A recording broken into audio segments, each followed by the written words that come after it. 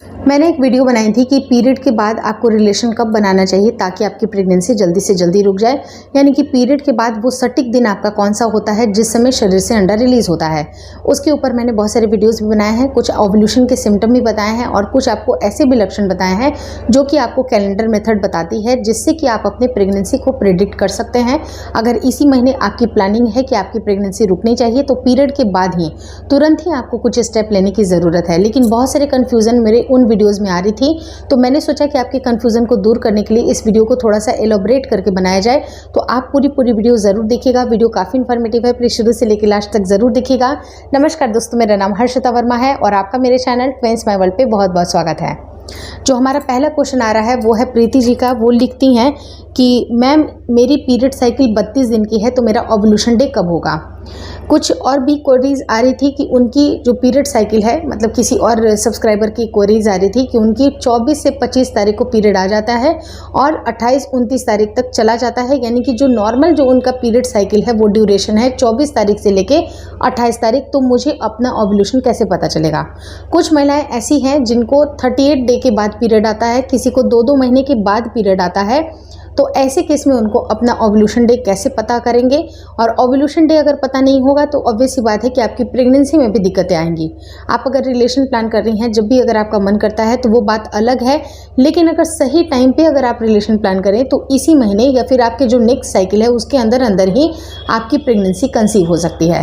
तो बेसिकली कुछ चीज़ों का ध्यान रखना आपको ज़रूरी है, क्योंकि ये जो सारी महिलाएँ हैं जिनके पीरियड साइकिल 24 तारीख से लेकर 27 तारीख होते हैं, कुछ महिलाएँ ऐसी होती हैं जिनको 28 से 32 दिन की पीरियड साइकिल है, कुछ महिलाएं जो कि मैंने आपको बताया कि 38 से 40 दिन की पीरियड साइकिल है। तो सबसे पहले आपका जो मेन फोकस होना चाहिए वो होना चाहिए कि आपके पीरियड साइकिल किस तरह से रेगुलर होंगे। अब पीरियड साइकिल रेगुलर होना क्या होता है, यानी कि पीरियड साइकिल को आप कैसे रेगुलर मान सकते हैं। देखिए ध्यान से सुनिएगा, जो प्रीति जी हैं और जो सोनम जी हैं और जितने भी अदर्स जो सब्सक्राइबर हैं जिनसे इनसे रिलेटेड अगर क्वेश्चंस हैं तो ध्यान से इस बात को ज़रूर सुनिएगा कि अगर आपका पीरियड साइकिल बिल्कुल, अगर मान लीजिए कि 25 तारीख से लेके 25 तारीख वो रिपीट कर जाती है, यानी कि वो बार बार सेम डे पे रिपीट करती है।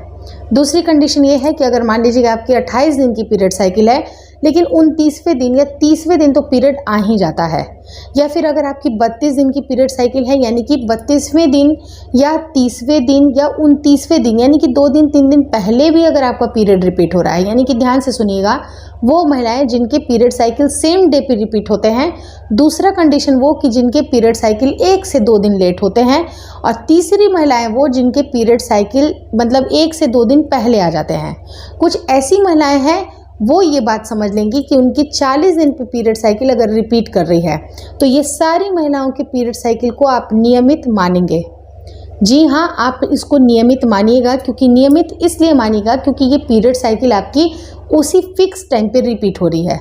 आप इसको इरेगुलर तब मानिएगा अगर ये 25 दिन पे आती, अगर ये 40 दिन पे आती, अगर ये 32 दिन पे आती, यानी कि कोई भी टाइम फिक्स नहीं है। आपको ये पता ही नहीं है कि अगला आपका पीरियड कब आने वाला है, वो होता है आपका इरेगुलर पीरियड। तो इरेगुलर पीरियड वाले लोगों को दिक्कतें आती हैं। उनको ज़रूरत ये पड़ती है कि आप पहले अपने हार्मोन के ऊपर काम करें।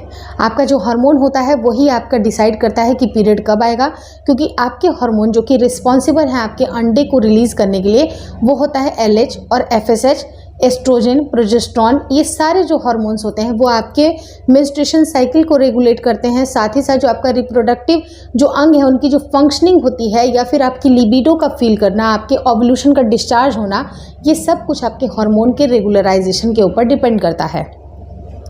आप सबसे पहले एक चीज़ के ऊपर काम करेंगे कि आपकी LH और FSH बिल्कुल सही हो।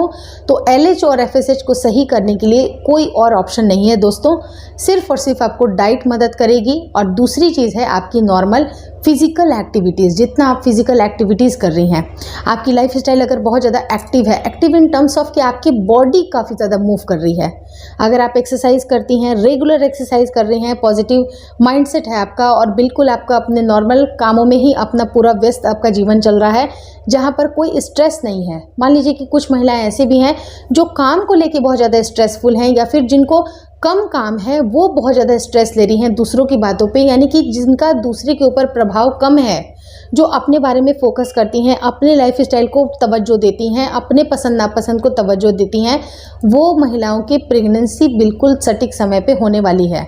लेकिन जिन्होंने बहुत ज़्यादा स्ट्रेस लिया, जिनकी लाइफ स्टाइल बहुत बुरी है, खान पान का कोई ठिकाना नहीं है कि वो क्या खा रही हैं, जंक फूड खा रही हैं या फिर बहुत ज़्यादा कई बार लेट से उठना, देर देर से काम करना, यानी कि बहुत ही अस्त व्यस्त जिनकी लाइफ स्टाइल होती है, उनके हार्मोन बिगड़ने के चांसेस बनते हैं, जिसकी वजह से उनकी प्रेगनेंसी में भी डिले होता है। क्योंकि आपकी प्रेगनेंसी के लिए सबसे इंपॉर्टेंट चीज़ क्या होती है कि आपकी पीरियड साइकिल का रेगुलर होना। पीरियड साइकिल कैसे रेगुलर होगी? अगर आप अपने नियमित जो दिनचर्या है, अगर आपको सुबह जगना चाहिए तो जगना ही चाहिए। आपकी दिन की शुरुआत अगर 11 बजे से हो रही है, 10 बजे से हो रही है, आप लेट नाइट तक 3 बजे 4 बजे तक जगी रहती हैं, आप खुद ये बताइए कि आपकी लाइफ स्टाइल, आपकी हार्मोन का क्या सिचुएशन हो रहा होगा।